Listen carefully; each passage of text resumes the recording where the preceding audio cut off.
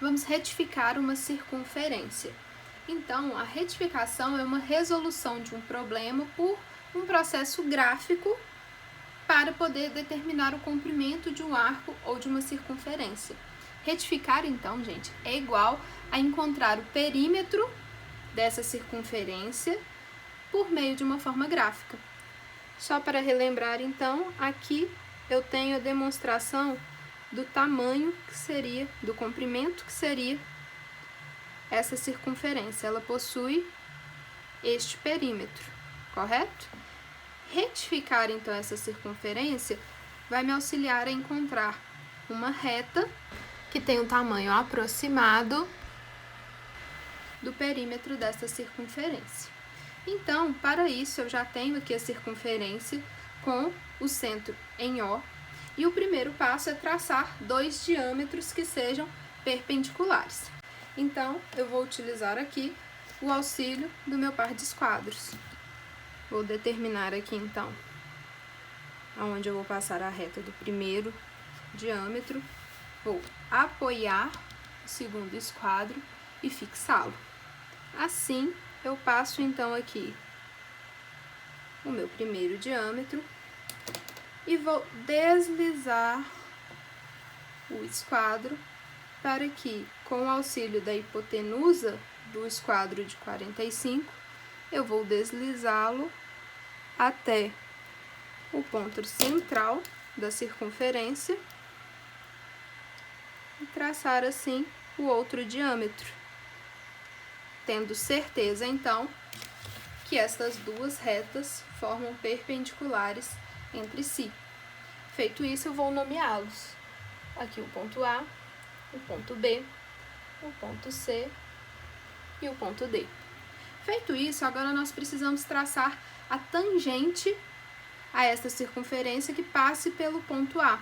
Relembrando, a tangente é sempre perpendicular ao raio no ponto de tangência. Nós temos duas formas, então, de traçar a tangente. Nós podemos utilizar o compasso, por meio de traçar a mediatriz aqui, prolongando este raio, ou como eu vou demonstrar com o par de esquadros.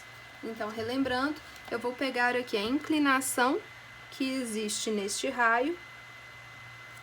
Feito isso, eu vou utilizar o outro esquadro de apoio. Fixando o esquadro de apoio, eu vou, então, deslizar o esquadro até o ponto A e traçar, assim, a tangente. Por que isso é possível? Exatamente porque eu estou utilizando aqui como base o esquadro de 45 graus, que tem dois de seus catetos, então são iguais, e aqui nós temos a hipotenusa. E com esta configuração do esquadro, traçando aqui então pela hipotenusa uma reta, quando eu inverto então a configuração desses ângulos com este movimento, eu vou encontrar uma reta perpendicular à primeira. Feito isso, então, aqui nós temos a tangente que passa pelo ponto A.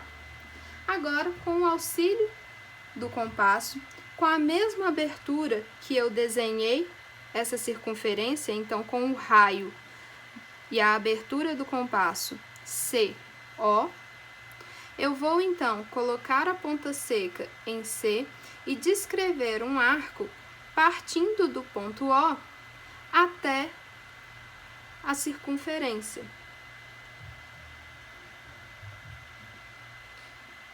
Determinando assim aqui o ponto F.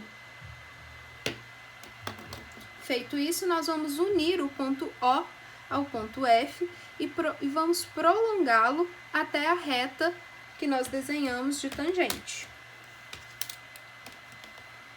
Relembrando, com o auxílio do esquadro, coloco primeiro a lapiseira em um dos pontos, aproximo o esquadro, direciono o esquadro e aí sim eu traço a reta.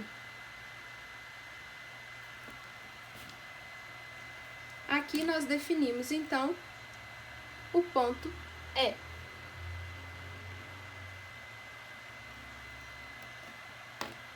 O ponto E vai ser, então, o ponto base para marcar a distância da retificação.